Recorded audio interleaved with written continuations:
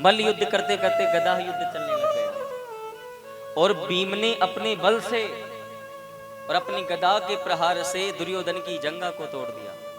अब दुर्योधन की जब जंगा टूट गई तो रणभूमि में पड़ा पड़ा चीख रहा है, चिल्ला रहा है, बचाओ बचाओ बचाओ बचाओ बचाओ बचाओ बचाओ।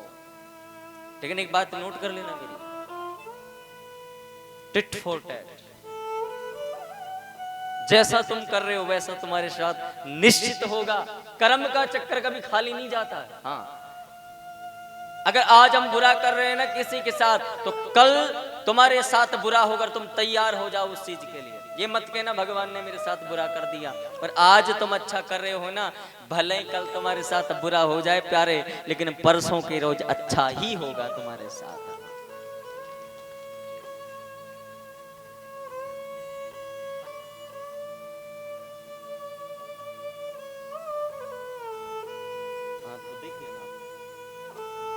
भक्तों,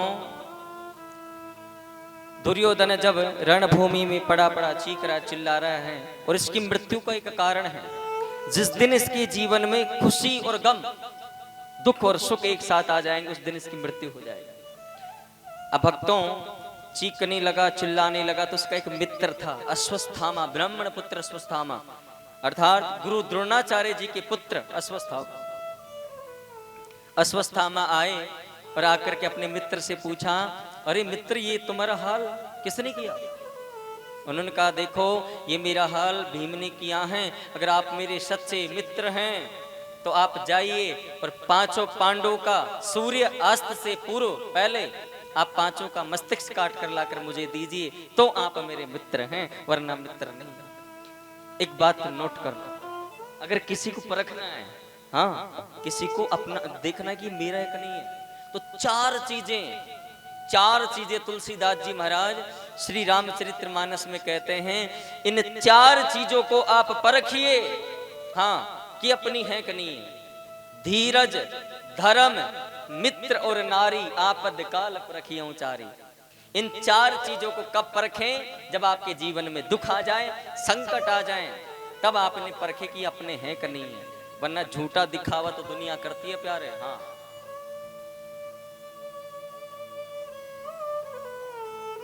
यहां पर भक्तों, अश्वत्थामा क्रोध में, एक बात और नोट करना, हाँ, कभी भी आपको क्रोध आए, गुस्सा, क्रोध पाप कर मूल। क्रोध किसको जन्म देता है? पाप को जन्म देता है।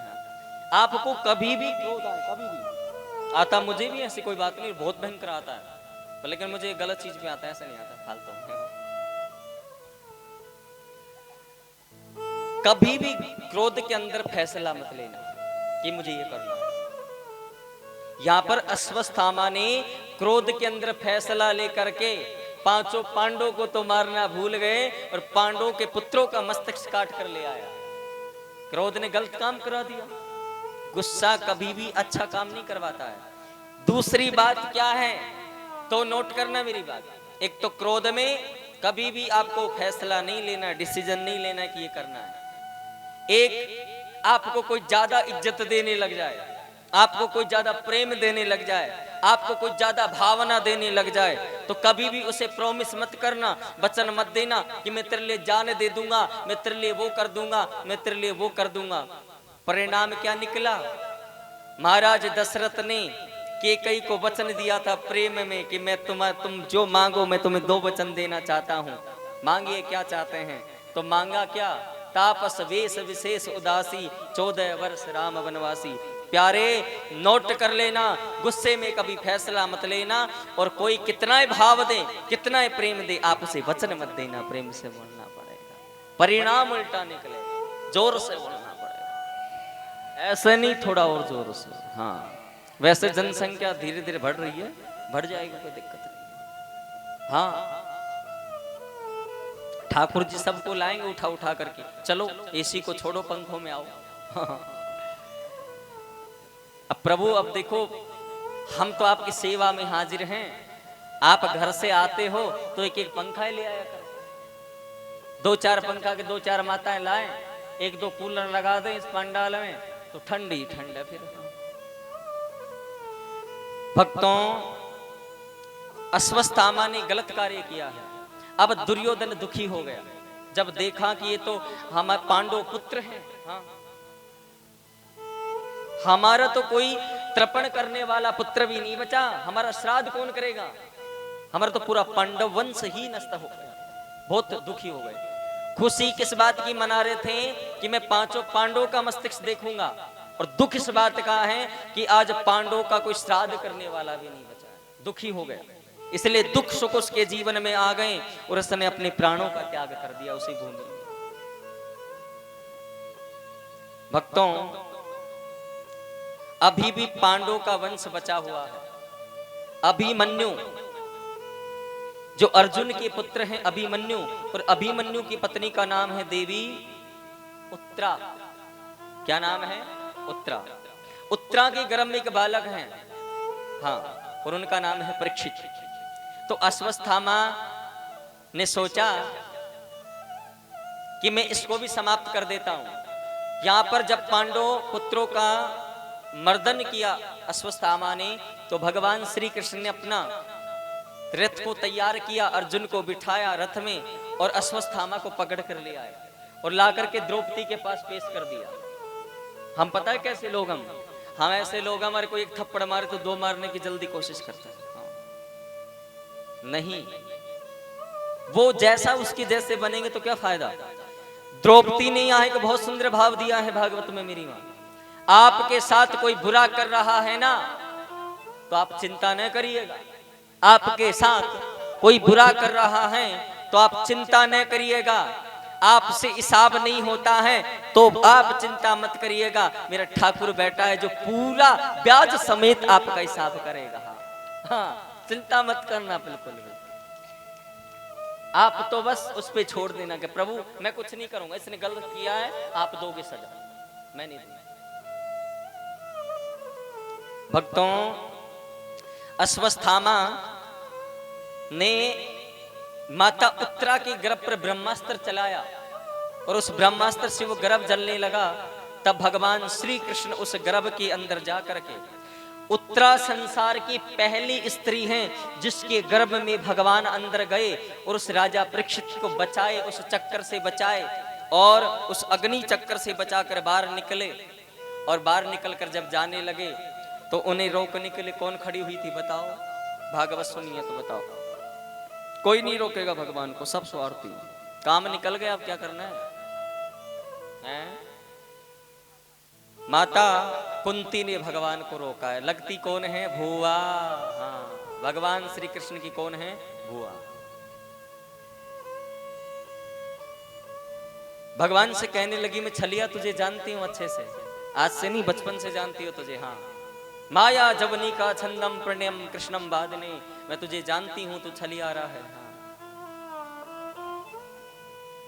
यहाँ रथ के जब सामने खड़ी होगी तो भगवान श्री कृष्ण ने कहा, भुआ तू पागल हो गई है, तू क्यों खड़ी है सामने, हटो। उन्होंने कहा कि देखो, एक भक्त भगवान के सामने नहीं खड़ा होगा तो किसके सामने खड़ा होगा। उन्होंने कहा, देखो भुआ तू बावरी हो गई है, मैं कोई भक्त, तू कोई भक्त वक्त नहीं, तू मेरी भुआ है, मैं तेरा भतीजा हूं। हाँ, और क्यों खड़े हो सामने? उन्होंने कहा, देखो मुझे आपसे कुछ चाहिए था। तो उन्होंने कहा, मांगो, क्या चाहिए? कि प्रभु मुझे आपसे दुख चाहिए। कुंती ने भगवान से क्या मांगा था? दुख मांगा था। तुम क्या मांगते हो? भगवान, यही तो सबसे बड़ी समस्या। देखो सुनो, जैसे सपोज दैट या भगवान प्रकट हो गए, भगवान या प्रकट हो गए। अब आप सब में हाथ खड़ा कर करके बताओ कि क्या क्या मांगो। आप क्या मांगोगे बताओ?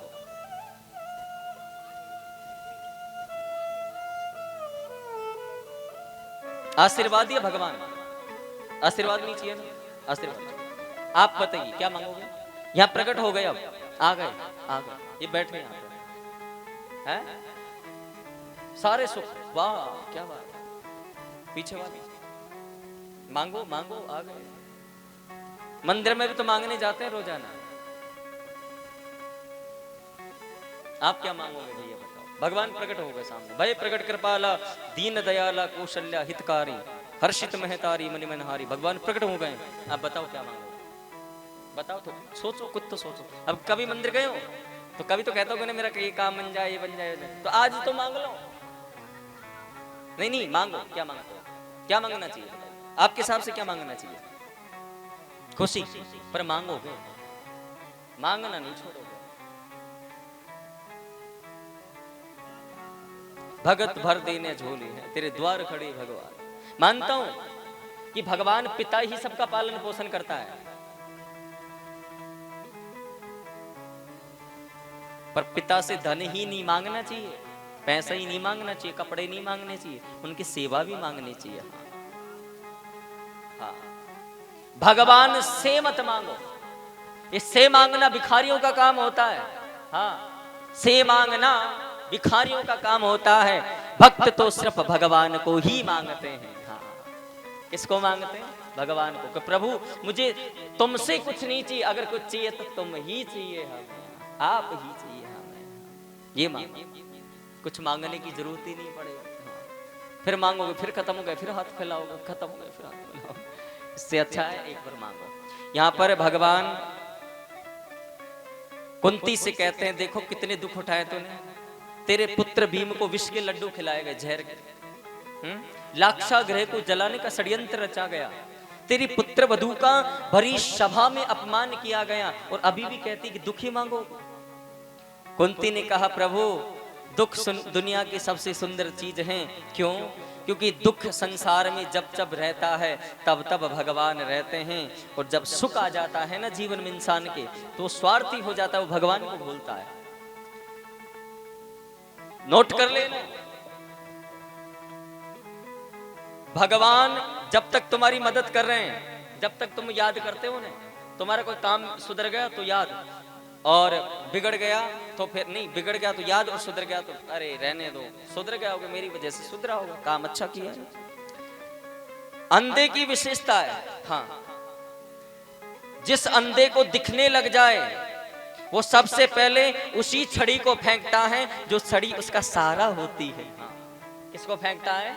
उसी छड़ी को फेंकता है जो छड़ी उसका सहारा होती है।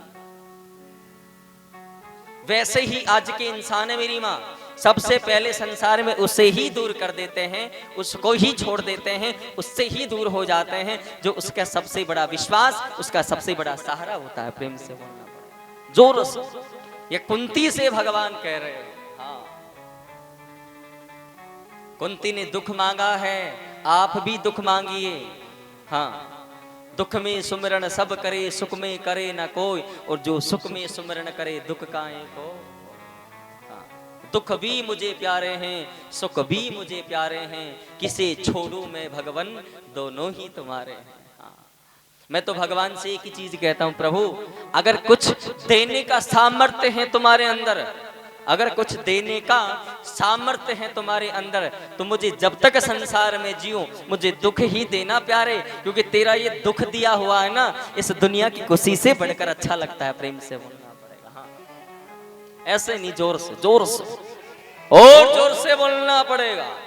हाँ, आस पड़ोस में आवाज तो जानी चाहिए ना तुम्हारी। आइए एक नाम संकीर्तन करते हैं, उसके बाद श्री राजा परीक्षित के जन्म की कथा सुनते हैं, किस प्रकार से इन पे कलयुग का वास होता है। दोनों हाथ उठाकर